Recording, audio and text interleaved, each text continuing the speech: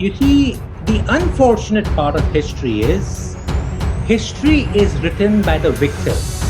We are not that civilization of just a millennia old, which began when the Sultanate was established and ended when the British came and left India. The Mughals were very fond of writing history, and their history is something like what Parvez Musharraf wrote in his book.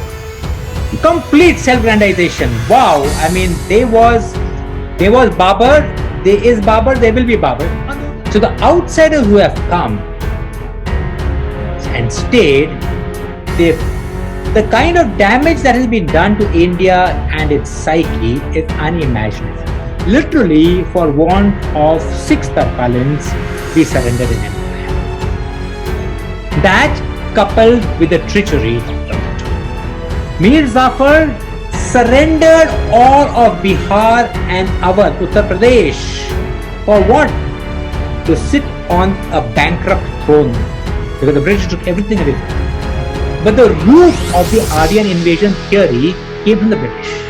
Yeah. Because it suited their ends to keep us both culturally, historically on a lower pedestal. 1962 was the best thing that happened to India, to a nation which had delusions of pacifism.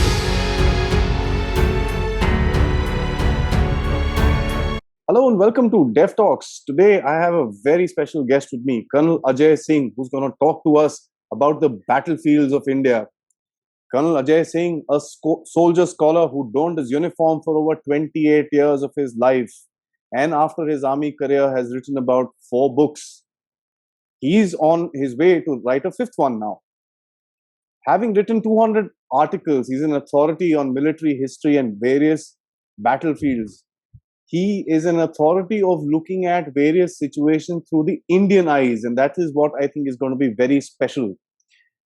He appears often on the television and has co-hosted the series called Rakt Ranjit and the Pradhan Mantri, and is a renowned public speaker. He's also today dabbling around with some screenplay for films and television shows. Sir, with this large repertoire of things that you are up to, today our talk with Colonel Ajay Singh is going to be based on his latest book, which is called India's Battlefields, from Kurukshetra to Balakot. Thank you so much for joining me this afternoon, sir, and sharing your knowledge as well as the passion for Indian history and Indian battlefields. Thank you, Adi. Thank you so much for such a generous introduction. And I must say, I've seen your talks, and it's a pleasure to be part of your show. I'm really looking forward to it. Likewise, sir. So, before I begin with this whole thing, I'd like to just actually say one thing. We always call ourselves a peace-loving society and a peace-loving nation. We are so, yes, there is no question about it. But when one reads and when one looks at the photographs that have been made, especially of the Hindu gods, in one hand they show peace, and in the second hand they have a weapon. That means the story of Indian warfare goes far beyond written history and far beyond, I think, most of our imaginations. So I would like to, to begin this entire conversation, when we are saying the story of Indian warfare, when does this whole story begin? Adi, that observation of yours of how gods all having a weapon, in fact, most of the gods were warrior kings. Ram, Krishna, they were all warriors. That's a very good observation, which frankly didn't strike me. Yes, we do have a martial tradition which goes back into mythology as well. But me being a pure historian, I like to view the story of Indian warfare beginning with the first battle fought on Indian soil, of which we are aware of. And that battle, if one takes a look at it, is none other than the Battle of Kurukshetra. That 18-day slaughter which took place, frankly, most historians don't even know if the battle took place or not. When did it take place? It varies between the 3rd century BC to the 8th century BC.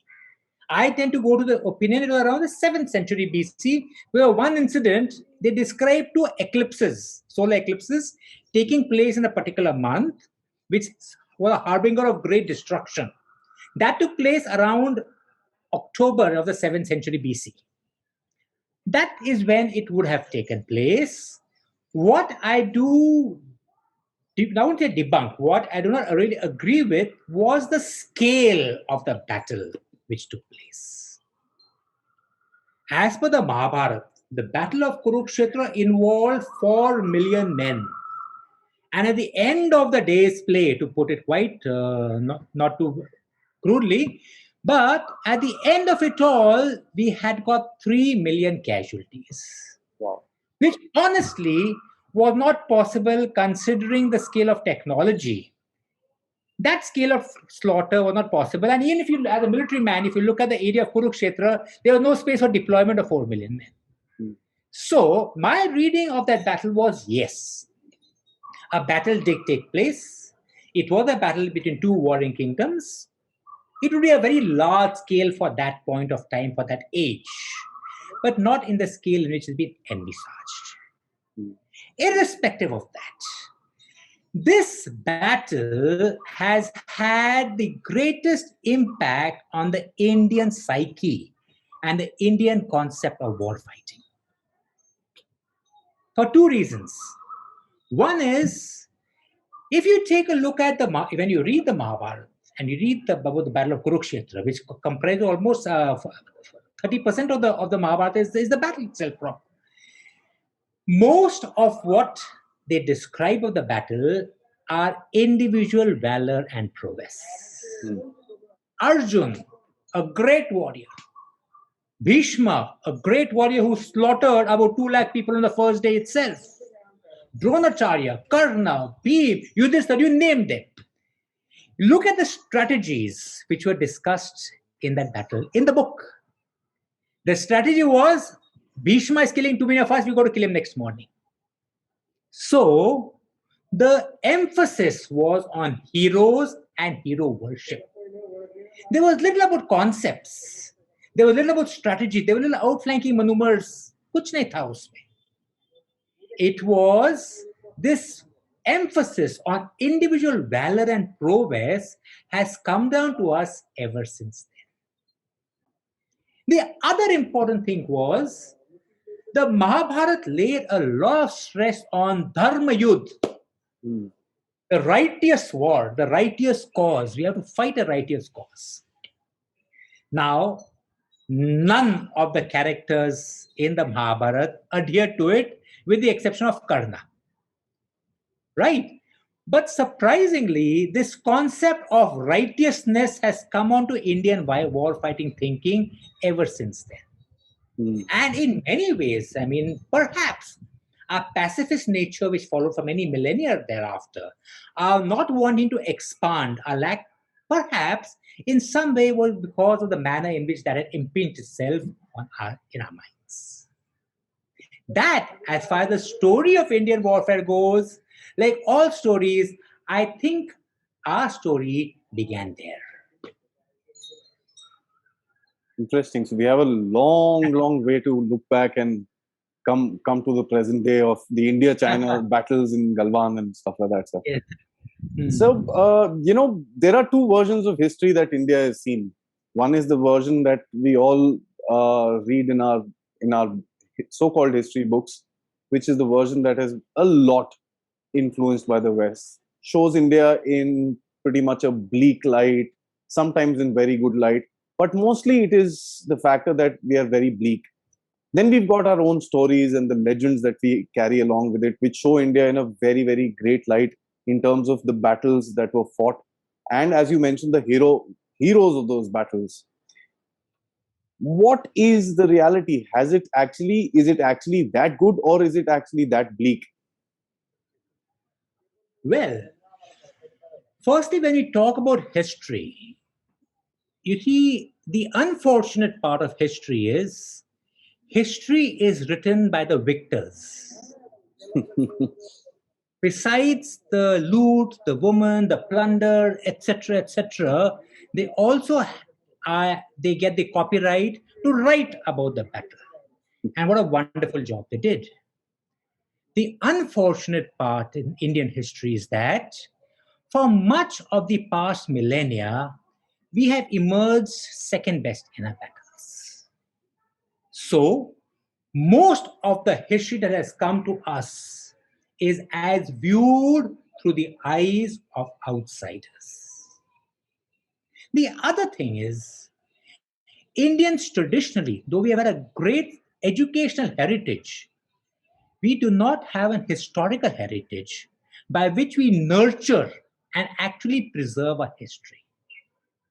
So much of it has been lost to time. So much of a history is something which you're not aware of. So, what has happened is that if you take a look at Indian history, we are not that civilization of just a millennia old, which began when the Sultanate was established and ended when the British came and left India. It is a civilization which extended for millennia beyond that. And if you take a look at it, the history of India, right till the point of around the 12th century, was one of a good self-contained civilization. Yes. When I talk about India, remember, I'm not talking about a political body. No, India was not a political body. It was subcontinental India. Let me put it, it was a geographical body which had a common heritage and a common culture, a common tradition. At that point of time, yes, that's how it was. But in that period, right up to the 12th century, if you remember, right from the 1st century to 12th century, we had the Gupta Empire. We had the Mauryas, we had the Cholas, we had the Rashtrakutas, we had the Pallava Empire. They were great, strong empires which kept geographical India as a whole. We kept foreign bodies at bay.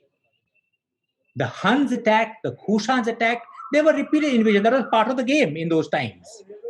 But the indigenous Indian rulers managed to keep them at bay. We flourished as a secure, economically and militarily strong entity.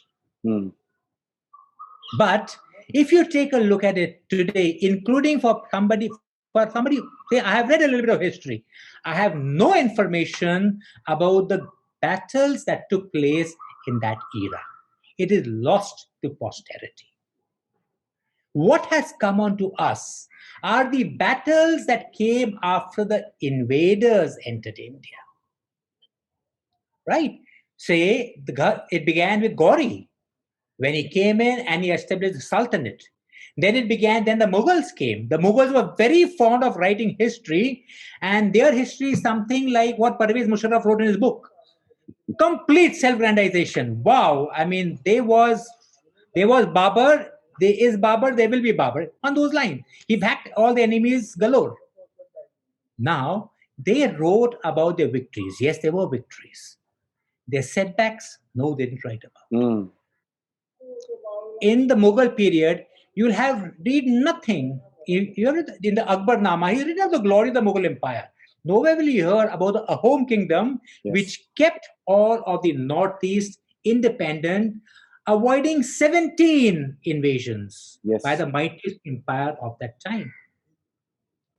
Then came the British, who were fantastic story writers. And they were good historians too, to give them the due. But their history, what they wrote, was their perspective and their victory. For example, you have all heard, we've been about the Great Mutiny. I hate the term, the First War of Independence. It was look at the narrative they had built up about barbaric Indians butchering harmless British women and children. That's not the case. Look at the narrative, look at the victories and the defeats. You have heard of the British victories in the Mysore Wars. Have you heard of the battle called Wayanad? Very few of us have heard of it. It's close to where you are, Mysore. It's close to where you are at the moment. In Wayanad is the pass in which Tipu Sultan, in one night of battle, ambushed a British force and killed about 12,000 of them in one night. You will not hear much about that battle at all. Because, like I said, history is written by the victors. Hmm. And so, unfortunately, much of India's military heritage has been lost. And what's come to us is not a very bleak, it's not a very, I would not have, bleak is the wrong word. It's not a very balanced picture of what we really were. Well, I agree with you, sir. I'd like to ask this one question as well. How many of us Indians actually know of the revolt that was undertaken by the Indian Navy right Indian after Navy revolt. Second World Yes, War? How many of us know that the Indian Air Force revolted after that? How many of us yes, know that the Indian Army revolted after that? And how many absolutely. of us know that the British ran away within 6 to 8 months of that revolt from the country because they knew there was no way they could We have could not controlled? take it again. Yeah. Yeah, So this is something which is an unknown fact, but the happy part of this whole thing, I mean, I'm sure all of us are feeling sad about this, and I'd like to say this, correct me if I'm wrong. There are a lot of people like yourself who are today talking about it. And that, I think, is a first step in a civilization to start realizing its roots. true. Um, it is important, and that's one thing that we've seen in the past, I would say 5, 7, 10 years. We have started talking about our roots. And I Yeah, personally feel that is where the rise of India has started. So it is not the economic growth, it is not some this, some that. It is the people that have started talking about their own country and their own history. true. It is a connection which makes the country kind of grow up. So I, please. no, I agree with you completely. And that is why my aim is to get young people, to get the normal Indian to be aware of a military history, heritage. But there's one thing you're absolutely right. We're talking about revisiting our history, going back to our roots. But there's one mistake I'm seeing. Hmm. It is going to the other extreme Yeah. of Yes. glorifying it too much. Hmm. The aim is we must view our history, warts and all. Hmm. Where we did good, we must not forget it. We must remember Yes. that. Where we did bad, we must never forget it, and we must learn even more from that. Absolutely. Absolutely. Sir. Absolutely. Neither side of the extreme will give us a balanced perspective. So, so for my next question, I'm going to, put in today's scenario into the whole thing. And the location of India. Today, the powers in the West are literally running around us in the Indo-Pacific is because of our location and the new latest threat coming in from China. When one does a precursory reading of Indian history, one realizes that the location of India again plays a very large role in what happened in our history in terms of the military as well. Absolutely. I'd like to talk to you about the invaders themselves, but before we get on to the invaders, I'd like to know the understanding of India's location was there in even during the medieval times from the so-called invaders? Yes. I think it's a wonderful question. Let me give you, I have a, now, if you take Adi, like our location of India, yes, as a gateway, we are in the hub of Asia, of South and South. We are in the hub, and we control in the Indian Ocean. But to ask me, how does our geography impinge our history? It's a beautiful question. And I'll tell you how it has impacted us. India, in a way, we've been blessed by geography, right? We are a peninsula. We got the Arabian Sea, the Bay of Bengal, the Indian Ocean on three sides. In the northeast, you got the Himalayas running through, which kept China away from us till 1950 when they annexed Tibet and became a neighbor. In the northwest, the Hindu Kush Mountains protected India from Central Asia, where all the invaders came. And if you take a look at it, there were just 6 entries through those mountains, 6 passes. Okay, the Bolan Pass, the Gomal Pass, the very famous Khyber Pass, the Kunjara Pass, Parpik, and Mintaka. Hmm. It is through especially these three, the Bolan, Gomal, and Khyber, that all the invaders came in. Hmm. India's neglect of not guarding these passes effectively enough is what shaped our history till around the 16th century. After that came a huge strategic weakness which took its toll, our neglect of our maritime forces. This allowed a small island nation like Britain with a strong navy to take over a country. Hmm. This lack of strategic understanding of the importance of these parcels, and more than that, a lack of a maritime heritage, is what has shaped Indian history, and I would say, very unfortunately, cost us very heavily. Correct. I think it's the same situation today as well, sir. The threat is from the same areas and the same space and same everything. So history doesn't change, and Hey, it's bringing about the same situation in front of us again. absolutely, absolutely. But this time there is a faint change I am seeing in the sense that our present rulers, I would say the present government, right from the point of 1990s onwards, have started showing an inclination to move beyond our frontiers and guard our interests and keep them at threats at a distance, which is a very good augury for the future. Absolutely, I think, and there has to be a lot of effort made towards that. So we were talking, before this question, I mentioned the word invaders, and I wanted to ask you a question. You know, Okay. we have seen. I mean, as for the broken history that we've got, there is obviously a lot of myths about ancient Indian invasions and stuff like that. So we won't get into that. We'll probably talk about it a little bit longer. But I'd like you to kind of take us through the major invasions that India has gone through during Okay. the course of history, sir. The major invasions which changed our perception of our country. We changed our country, because the invaders came, unfortunately, they came and stayed, Hmm. right? So let's go back again to where it all began.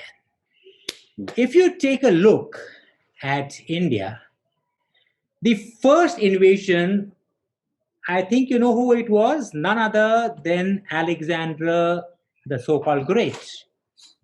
And he came in through those same passes, the Gomal and the Bolan Pass, which I spoke to you about earlier on. Hmm.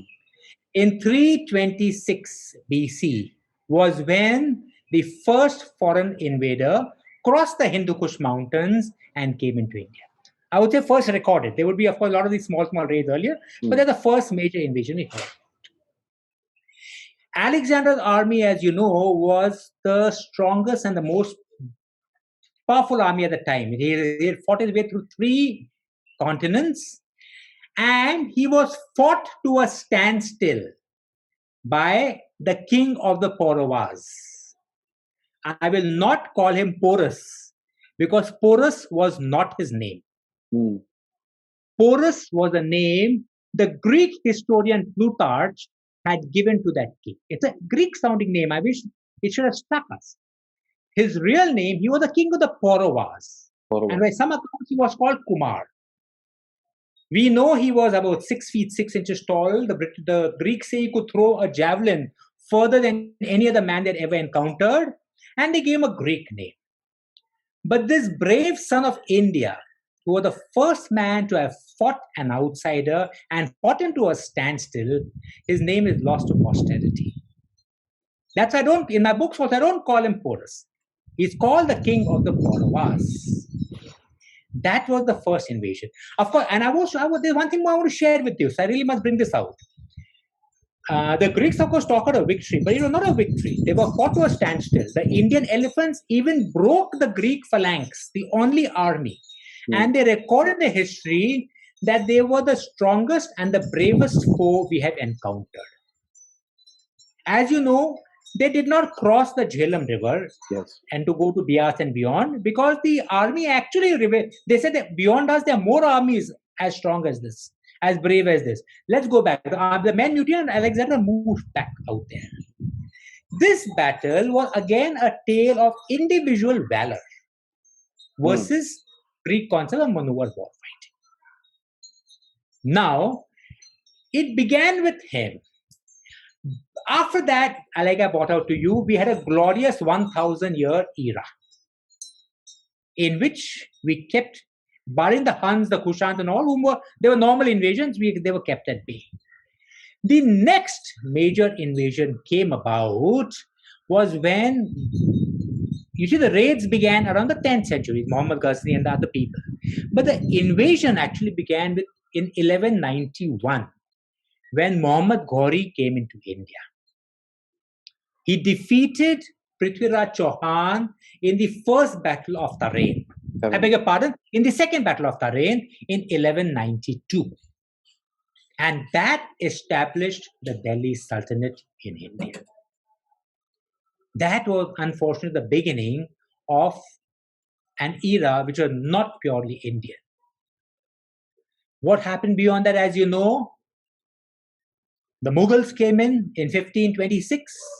Babur had come in from present-day Central Asia, Afghanistan, Turkmenistan. The army was from that part of the country, established the Mughal king. Then came the worst of them all, the British, who through the Battle of Palashi, I won't call it Plassey again, Palashi, established the British Empire into India, and they looted us for 190 years thereafter. So the outsiders who have come and stayed, the kind of damage that has been done to India and its psyche is unimaginable. I am not even talking about the outsiders who came and went. There were people like Ahmad Shah Abdali, Muhammad Ghazni, who came, looted, raped, carried a woman, children, and treasure, and moved back. But that weakness, that strategic and tactical weakness of India, is something we ought to always remember and never allow it to happen again. That is interesting. So I think, one thing that is coming out of your talk is there are so many lessons. If we just read about all this stuff, there are so many lessons that we can learn of with the situation that we are faced with today itself. And I'm sure the situation is not going anywhere. It's going to be here for the next 30, 50 years. It's important for us to recognize where we are. So we were speaking, you briefly mentioned about the Battle of Tarain, we mentioned about the Battle of Panipat and the Battle of Palashi. I'd like you to just, I'm sure a lot of us won't even know these battles. I sit in Mysore, funny thing, before I ask you this question, I used to always ask a lot of people here, how many battles the Britishers and the Mysoreans have fought? They look at me and say, British and Mysore had a war? They fought 4 wars, so it's a sad. 30 years though.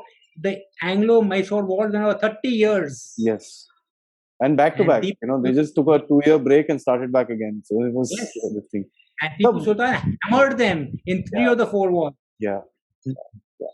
So why don't you just tell us about these 3 key battles, and the Battle of Tarain, the Battle of Panipat, and the Battle of Palashi, and take us through the nuances and the outcomes of that battle, sir. Let me start off with Tarain, because that was the turning point in Indian history.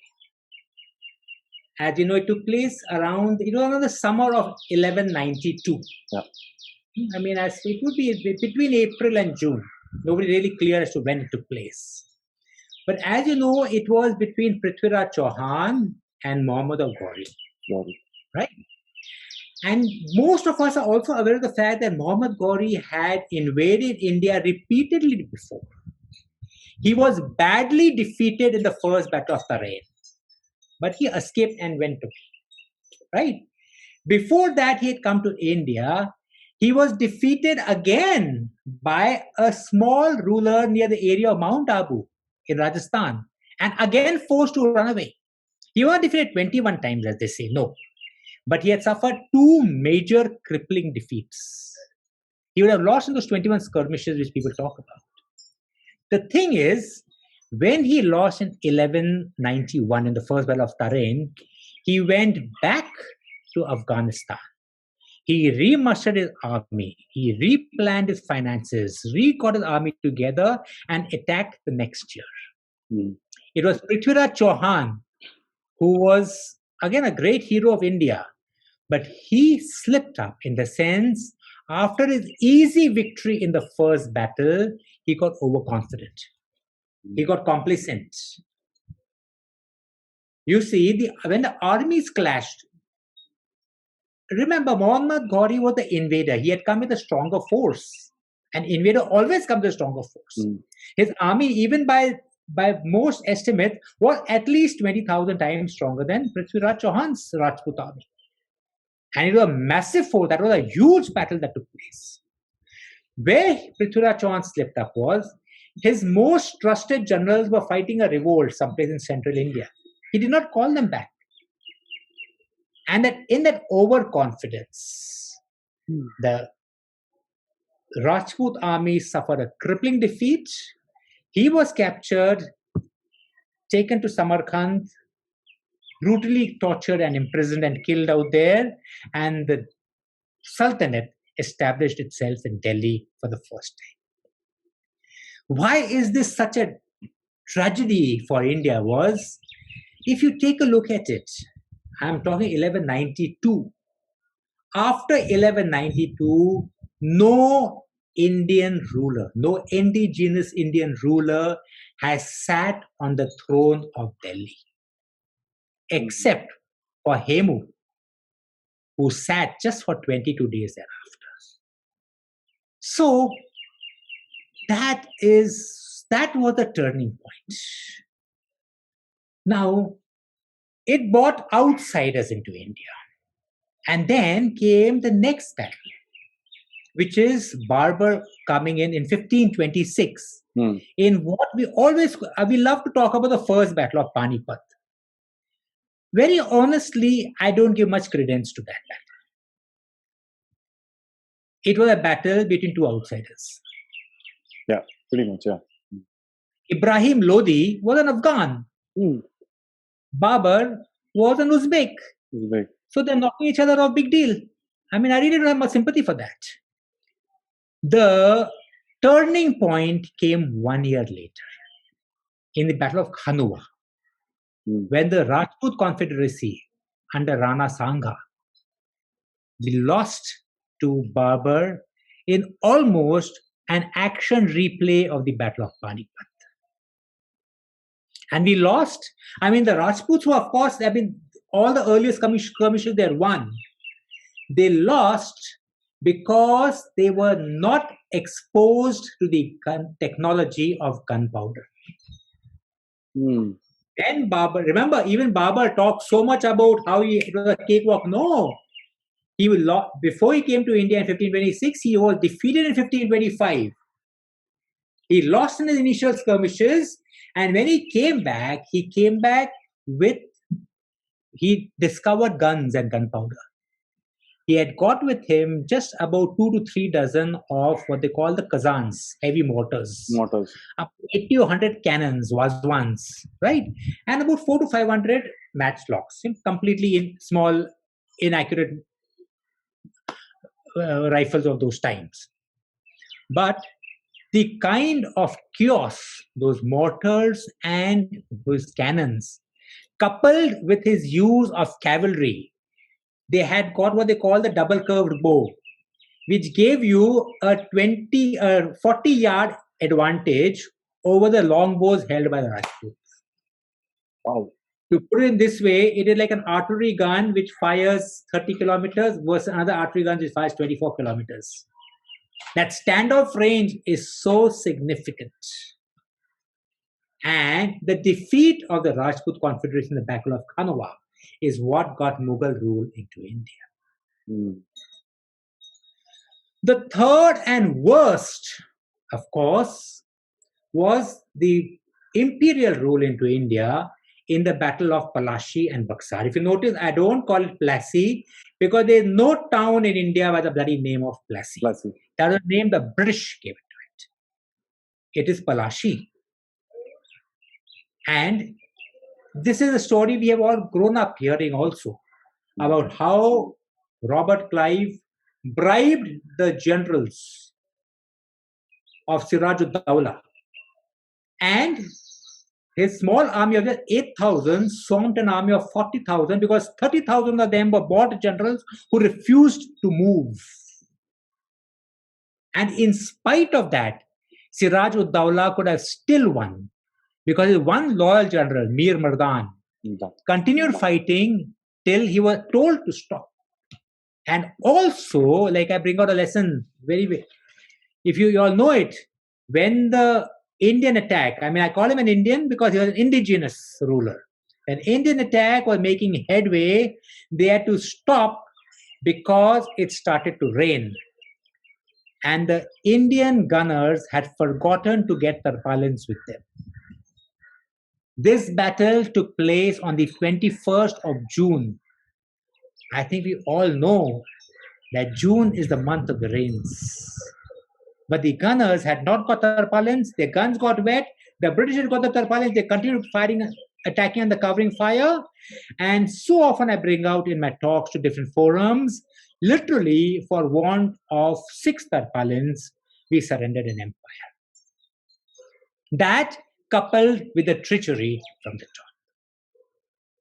top. These 3 battles, in terms of foreign invaders and foreign influence coming to the India, were the most significant in our history. One thing that one can realize about these 3 stories is the door of our fort has always been open from the inside, sir. True. Treachery has always been a part of it, and that's something that we can see happening even today. With the kind of information warfare that is coming from within the country. The doors of this country, I don't think any invader has even today has the courage to open it from the outside. It is the inside story that we need to look at. What is your thought on this, and how did this whole thing impact us, sir? You know something, you have hit the nail so nicely on the head. When you say the invaders don't even need to come inside, they will have somebody open the door for you. I was retracing the story of Indian warfare, and if you remember, I said the first. Let me tell you the story of how you asked me how it impinged. I'll tell you how it impinged. The first invader, Alexander, right? When he came into India and he countered the king of the Pauravas, when he crossed the Hindu Kush mountains, he was welcomed with open arms by the king of Taxila, who was a rival of the Pauravas. The king of Taxila gave him his daughter's hand in marriage and gave him 30 elephants. Wow. Alexander knew nothing about elephants. He used those elephants to get the horses to get used to the smell of them and devise tactics. What I'm trying to bring out is he was invited. When Babur came, he was invited by the governor of Punjab into India. He was invited to come and take over the country. We talk about Palashi. Mir Zafar surrendered all of Bihar and Awadh, Uttar Pradesh. For what? To sit on a bankrupt throne. Because the British took everything away from him. And you didn't name the Battle of Talikota, which took place close to in South India. It happened because key generals ran away from the battlefield. In Kanwa, a key general left the battlefield in the middle of the battle. Almost every battle has been characterized by treachery from within. Almost every fort in India has been lost because somebody from within told them the secret entrance to get in there. And this stretch, and like you said, it is happening, unfortunately, that divisions within are just not fading, in spite of the fact that we paid such a mammoth price for it. 62 is the same story, sir. Yes, 62 was not really treachery. That was more treachery, but it's similar. This thing that where the generals. That was incompetence. That was pure incompetence. We'll discuss that in detail as we go along. Yeah. But that was. Now I'm going to ask you a very funny question, sir. Okay. There is this thing called the Aryan myth. I think you've been asking me very funny and penetrative questions right since we began. So here's one more. Okay, One tell more. me. There is this thing called the Aryan invasion. I call it the Aryan myth, but I don't know what you would call it. But I'm going to take a bold step and say it's called the Aryan myth, because till now nobody's found any, and I'm going to repeat, any evidence of this damn thing ever occurring. Yes, it does create a good amount of traditional relations between Russia and India. The Russians love us because of that one connection, and okay, if it's good for them, let it go on.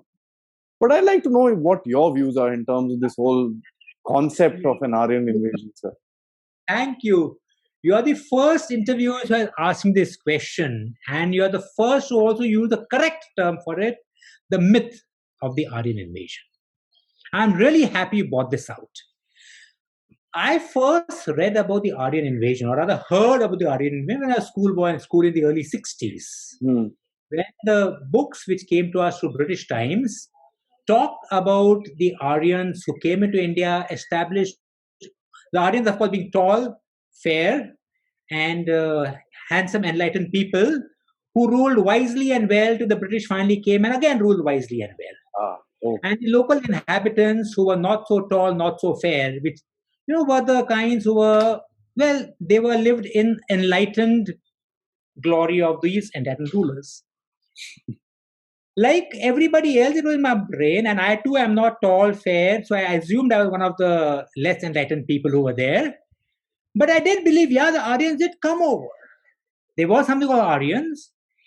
And as I was researching through my book and all that, the Aryan, nobody said who the Aryans were, where they came from. Yeah.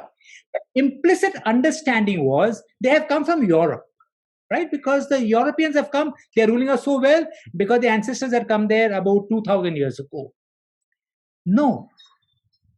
There was no trace. If you take a look at it, we got records of the Mahabharata going back to the 7th century BC, which tells us we do not have a single record.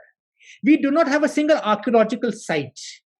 We do not have anything telling us of some Aryan invasion or a body which came to us from Europe who has come out here.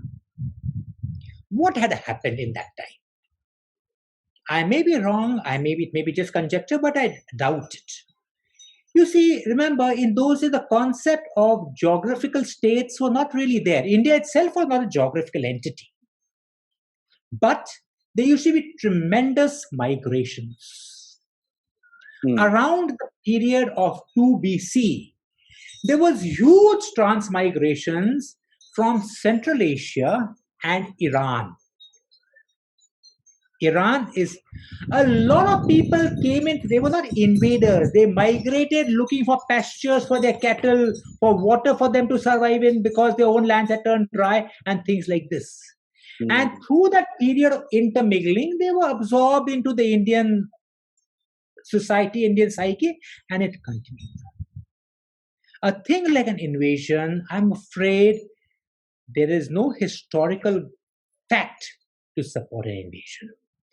I'm sorry, I'm wrong. There's one historical fact to support it. Or not historical fact, there's one geographical fact to support it. Have you been to Leh?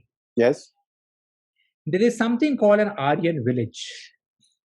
Have you seen that? Yes. You may have heard of it. It is supposed to be where all the true blue Aryans reside, with all blonde, blue eyes, etc., everything else which goes with the territory. They are the so-called remnants of the true Aryans who came into India. Yes, they are people who had come from abroad, who have settled into India, and good luck to them. But nowhere in their writing, in their culture, in their tradition, in their books, or whatever is there any trace of a large invasion of an European force having come into India. So the Aryan invasion, I tend to think, was again an example of the victors writing a history and then writing it to suit their advantage. And like I said, the British were past masters at that. I personally feel this whole concept got blown out of horizon after Hitler came into power and did whatever he did. Um, the research studies that he conducted, and all that stuff. I think this came out back into history books, came out back into the conversations because of that. That's my personal opinion. I'm maybe wrong. True. No, Hitler did propagate the Aryan supremacy, and he too did try to follow up. If you take a look at his writing, he had an expedition into India also to explore who the Aryans had come out there. Everything was inconclusive. But the root of the Aryan invasion theory came from the British. Yeah. Because it suited their ends to keep us both culturally, historically on a lower pedestal. I think that's going to be the keyword of this meeting, so that historically we've always been taught that we are not good enough. Yes. We've always been told that, listen, yaar, tumko kuch nahi aata. Abhi bhi, right now also you look at people, if you look at a company like Pfizer who's walking up to and saying, you don't know how to manufacture vaccines and this and that, please take it from us. And then this culture has, I think the only way this culture will go is when we realize where we come from. And that is history, sir. So absolutely. I think you put it very well. I couldn't agree with you more on this. Yeah. So, moving on. So, what do you feel is the most significant or the most important battle that the state of India, I won't call it the country of India, I'll call it the state of India, fought, and which had pretty much the biggest impact on our history? Okay, very good question again. Very, very good indeed. Very often I have in my mind, I replay what I call the what if scenarios. What if the British had lost at Plassey? What if Babur had never come into India? What would be the shape of the country? The greatest what if scenario, the one scenario which plays repeatedly in my mind, is the Third Battle of Panipat. The battle between the Marathas and Ahmad Shah Abdali of Afghanistan, along with the Nawabs of North India. I don't say what if the Marathas had won. I say what if that battle had not taken place. Mm-hmm. That would have changed the shape of India. It would have changed India completely in the way we know it. That battle was the bloodiest battle of Indian history. It was the blackest day of Indian history. The day of 14 January, Makar Sankranti, 1761. On that day, almost 40 to 60,000 Maratha warriors were slaughtered at Panipat. Over 20 to 30,000 women and children were taken into captivity. It destroyed the Maratha Empire. And that was the most significant battle in India's history. Also, for a simple reason, I mean, you know the background to that. When the Marathas established the Maratha Empire and they moved up to the north, all the way to, they reached Kandahar. It was a battle, they reached Calcutta. I mean, they were the strongest empire of the time, and they were all set. They were a very well-governed, disciplined army doing marvelous things. That clash with Ahmad Shah Abdali was a clash of empires between a rising Afghan empire and a rising Maratha empire, which was exploited by the Nawabs of North India, Sujauddin, Najib-ud-Dawla, who was the villain of the piece, who were threatened by the Maratha power. Again, you talk about treachery. They were threatened by the Maratha rising power. So they called Ahmad Shah Abdali to wage a jihad against the Indians. And in that, through a series of strategic and tactical mistakes, the Maratha army was defeated. I mean, let me show it to you. They moved all the way from Pune to Delhi.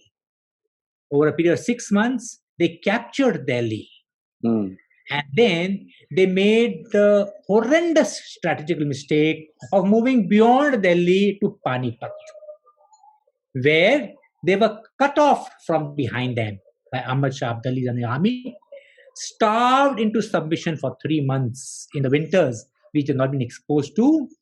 And finally, when they came out to do battle on the 14th of January, they were too weak to resist. And in spite of a very, very strong, determined breakthrough, the end was actually was not in doubt. That battle changed India, not because of its outcome on Ahmad Shah Abdali or anybody else, because had the Marathas not fought, there was no need to go and make battle out there. Hmm. They'll give you the study reason for that later on. But had they remained there, had that army been intact, the Maratha Empire would be the only force strong enough to prevent the British from coming into India. Correct. Remember, that is the what-if moment of this battle. Remember, this battle took place in 1761. Just 4 years earlier, the British had made that victory, had made that first inroad in the Battle of Palashi. Followed by Buxar. Had the Marathas were the biggest threat for them. Yeah. Had the Marathas remained strong, had they not been so drastically weakened in this, they would never have been able to exploit the country the way they did thereafter. That is why I feel this was the most significant battle in our history.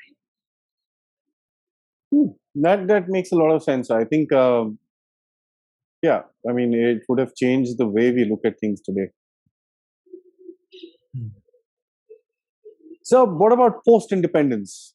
What is the story of our battles post-independence? I'm sure a lot of us know the 47-48 war.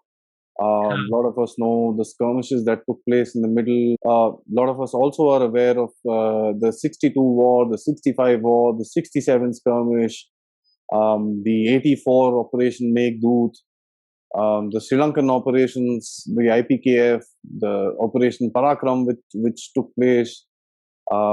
The mobilization which happened after the parliament attacks, to the mobilization that happened after the Mumbai attacks, to the Kargil war, to the Chinese conflict, and so on and so forth. We've had enough and more, and I'm sure I missed a lot of them. There are small operations in the middle, like the Operation Cactus. Yes. There are so many. How do you think there are two parts I would like to ask you. How do you think the history has impacted these battles? Our battle history has impacted these battles right after independence. And what has been the general story of India's performance in these battles, sir? Very good. Very good question. If you take a look at India's post-independence track record, it's actually very good. Yeah. Okay. Barring the blip of 62. It's a very good track record. Okay. Now you see, it began off just 2 months after independence. When the Pakistani invaders came into Kashmir, and we moved to stop them in that 1.5 year long war by keeping them at bay. It all began there. The Indian armed forces were quite neglected till 1962. Correct.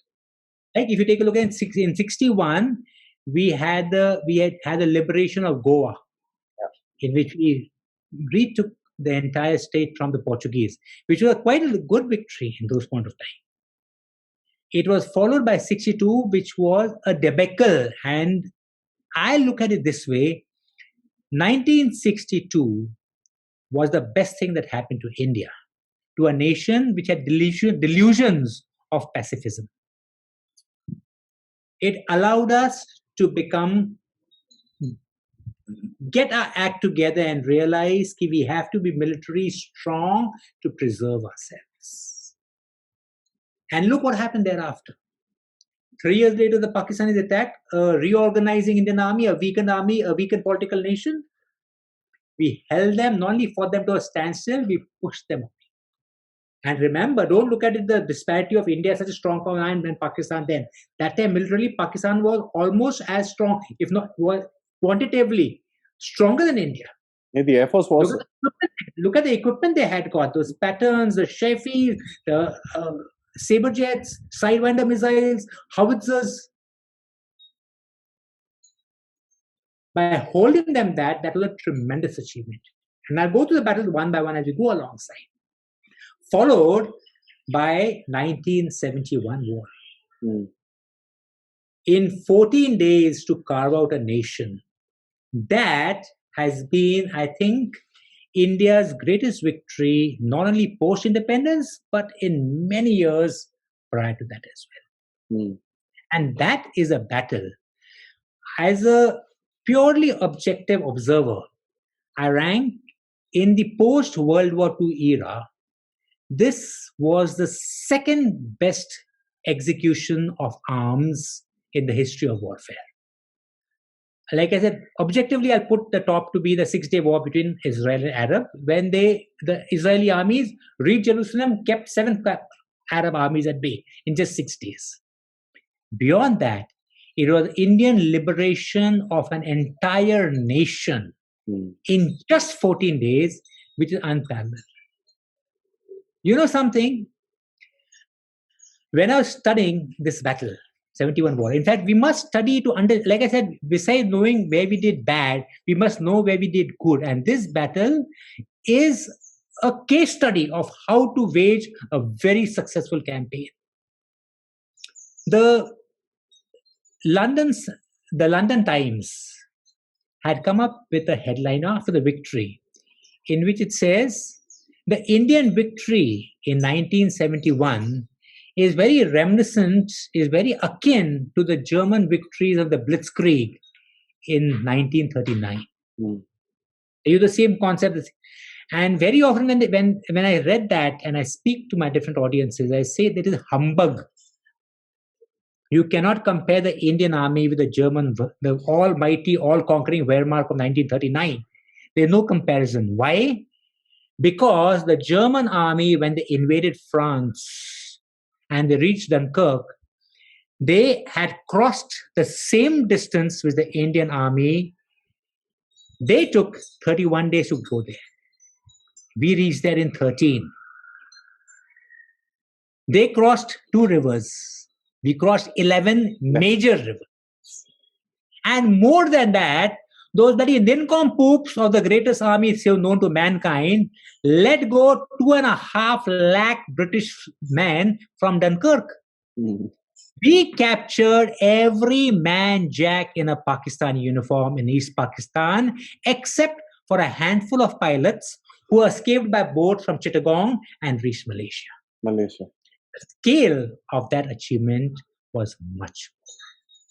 So yes, we learned, and thereafter, that was a wonderful victory. That gave us the confidence. And thereafter, okay, Kargil has taken place, a Cactus Lily, which you bought in the mall, is a small operation, but so well executed. We had blips, the peacekeeping operation, the peacekeeping force in Sri Lanka, which went without a clear mandate. Yes, it was a stalemate. Kargil was a story of courage. I will not say that it was any great strategic thinking or foresight or shaping the battlefield. No. It was the courage of our young officers and men and the super dedication of all forces that helped us to regain the initiative. Correct. And what has happened beyond, unfortunately, we've been sucked in the low-intensity conflict, which is successfully contained in Kashmir, in Punjab. We successfully contained in Kashmir, which could have been resolved had the politician taken the steps to resolve the issue thereafter, beyond that. So I think the post-independence record has been a good one. True, sir. I'll agree with you. Except for a few hitches here and there, I think 62 also we've learned quite a bit. And further, I'd like to also say that, I don't know again if you would agree with me or not, I'm just talking as an observer, but the IPKF, we did go through a lot, but we learned a lot about guerrilla style urban fighting, which we used in Kashmir after that. Yes. So the seeds of the Battle of Kashmir that we have, which is an urban area battle, it's not something that armies actually train for. were laid in the battle in Sri Lanka. So we might have lost a lot of blood, but the blood loss over there is saving us a lot of blood loss today since Yeah, 1989. yeah, there were lessons to be got, and many of them we did carry forward. True. Correct, sir.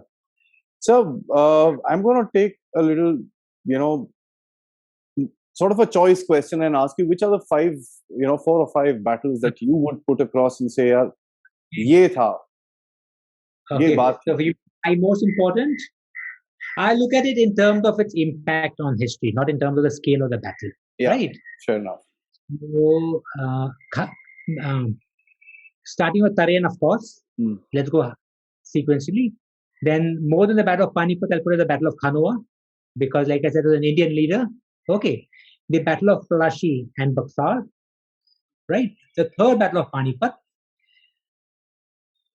and the 71 war, yes, that, and along with that, I will also put the Battle of Talikota, in which the Vijayanagar Empire lost the combined armies of the Nawabs. That is again a huge defeat and a huge loss for India. These are the battles that rank as the most momentous. So, and what about military leaders? Military leaders, okay, I would say that top of the lot would, it would be Shivaji. Easily. Hands Okay. down. Hands down, Shivaji was a military leader, yes, him. Next would be Bajirao the first, who had won 40 battles without a single defeat. And look at them. If you see, this is when we talk about Indian history. Bajirao was the master of maneuver. Maneuver warfare. In the battles which he had won, in the Battle of Palkhed, in the Battle of Bhopal, he won his battles against an army 2.5 size by outmaneuvering them and forcing them to drop their weapons without fighting, without any fighting. There was no, in the Battle of Palkhed, there was no fighting. He merely cut them off on the river line and they supplied and starved them for 14 days and they surrendered thereafter. Same in the Battle of Bhopal. You'll be surprised to know, that his campaigns are studied in the West by Montgomery in the Second World War. He carried his books in his caravan to study as to how maneuver warfare should be fought, but Indians have unfortunately neglected him. Yeah, we like to learn from Sun Tzu, sir. Yes, more than Sun Tzu, it is Chanakya. That's my joke, sir. We like to learn from Sun Tzu rather than... Yes. Chanakya is the man it is his Arthashastra, which we followed and kept us secure for 1,000 years. Remember that the Chandraguptas, the Mauryas, all came up. The first came the Mauryas. Yes. Those concepts were so good. We have forgotten so much of them. Then, of course, you asked about on the subject of leader, General Manek Shah, whom I'm a great admirer of, Maharaja Ranjit Singh, and Rana Pratap. I would say Rana Pratap, I am not talking about his courage in the Battle of Haldi Ghati. No. I am talking about the 30-year guerrilla war he waged against the Mughals after the Battle of Haldi Ghati. After. Yes. That's a very little known thing again, sir. People do not know that. We will discuss, we can speak about it endlessly. Yeah. But the Battle of Haldi Ghati was a series of tactical errors by Rana Pratap. His strategic victory was he got away. And his strategic victory was he never fought a pitched battle against the Mughals after that. Yeah. He continued fighting the guerrilla war. He learned from that battle. And 30 years waging a battle against the most powerful empire of his time, that called for great courage and great military skill. And he bled them quite badly. There is no question about it. I think there is a lesson to be learned with regards to guerrilla warfare right there. Yes. So by what you're saying, and I'm going to go out on a limb and say this, that there is a time. It is time now. If we are on a cusp of growth, if I may use that phrase, it is time now for us to kind of rewrite our battle histories. A lot of people disconnect military battles and history as per se. because of the factor that they don't like blood. Let me be very succinct when I say this, and I don't believe so, because I believe there's one good old saying which says that peace is a time between two wars. Absolutely. And I believe that it's the battles of India that actually shaped this country. Yes. What would be your opinion about actually bringing about these battles into real life today, having discussions with people, letting the children of today know about our glorious forefathers? What are your views of a rewriting of Indian history, sir? Okay. See, in the creation of an awareness of Indian history, yes.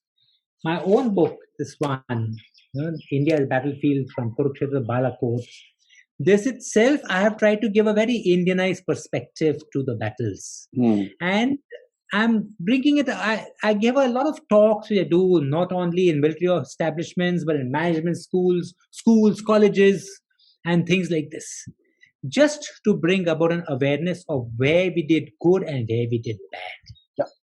Yes, we need to have an awareness of our history, all right. But I will not agree with you on the term of rewriting a history. No, you can't rewrite history. History are statements of facts which took place. You record them, but you need to revisit your history. Because, like I said, in many cases, the history has been distorted to suit the others. Let us revisit them, look at different sources, come up with an objective viewpoint, and then present it. Correct it out. Fair When we enough. talk about the British, like for example, when we talk about, say, the Mysore Wars, why are we talking about you only hear about the fourth Mysore War, which was the only war with the British won? They lost the first and second war, they lost so badly. You hardly hear about that. Let's get our people aware of these aspects. They hear about the Ahom kings. Speak about that. Speak about the campaign of the Marathas. How Shivaji reached all the way up to Madras. These are the things which we should be made aware of. The glorious aspects of our history, along with the parts where we didn't do so good. As a matter of fact, people don't know about the capture of a Portuguese admiral. Yes. I mean, when I read it a couple of years ago, I was shocked, because we've been put across by our forefathers in a way that, you know what, yaar, तुम लोगों को कुछ नहीं आता है, ठीक है, तुम सारे गधे थे, गधे हो और गधे रहोगे, हमारी जरूरत, it's the burden of the white man to take you browns along. And Kipling's line, white man's burden. Yeah. So, as a matter of fact, when we start listening and hearing these things, that the Indian generals and Indian leaders have done such things, it's amazing. I mean, I went and saw the small armory, not small actually, pardon me for using that word, small, but the armory of the Mysore kingdom. I mean, I had an opportunity to see a locked room, which is not seen by many people. Today, the royal family is kind of trying to, preserve some of it and bring it out and stuff like that. They've got stuff. I mean, when we see weapons and from the 1600s and from the West, we were using the same weapons and they were all made in India. Absolutely. I mean, it's amazing. Like you mentioned the matchlock or the flintlock, or we were using them at the same times, probably a year or two off here and there. I won't be much surprised if the damn things were used before by us. That's our whole problem, sir. I think I think you very rightly said it's time for us to revisit our history, see it from all the sources. If there is something wrong, you come out and say this is where we went wrong. But it's also time for us to bring about the good parts that we did. For us to feel proud as a civilization and not be that, yaar, saab, my baap kuch kar do humko. So for my last question, apart from learning the lesson of, as what we were discussing, of actually learning the right history, do you feel, a lot of us might just ask, I personally don't feel so, but there is a lot of people that will ask, yaar, kya karna hai yaar? क्या रखा है ये सब पढ़ के? how is all this relevant today? You know, Okay. that's Okay. it's a very simple concept that a lot of people will have. So how would you, what would you say to them, and how would you kind of bring them? I will sum it up in just one line. Hmm. That line goes, those who do not learn from the lessons of history are condemned to relive them. So, learn from your history, learn from where you did good, learn even more from where you did bad, just so that we are not condemned to relive them, but ordained to rewrite them. I absolutely agree with you, sir. And I think this has been a very interesting, discussion, if I may put it that way, because uh, I think we've been able to connect in a very good way in terms of bringing about a lot of factors that a lot of the viewers wouldn't have known. And this would set up as a good baseline for a lot of things the Colonel and myself are going to look into in the coming, some time. It's not going to be super fast affair. It's going to be slow and steady, because history has to be read. History has to be properly interpreted. And with Sir's help, I'm sure we'll be able to learn a lot more about it.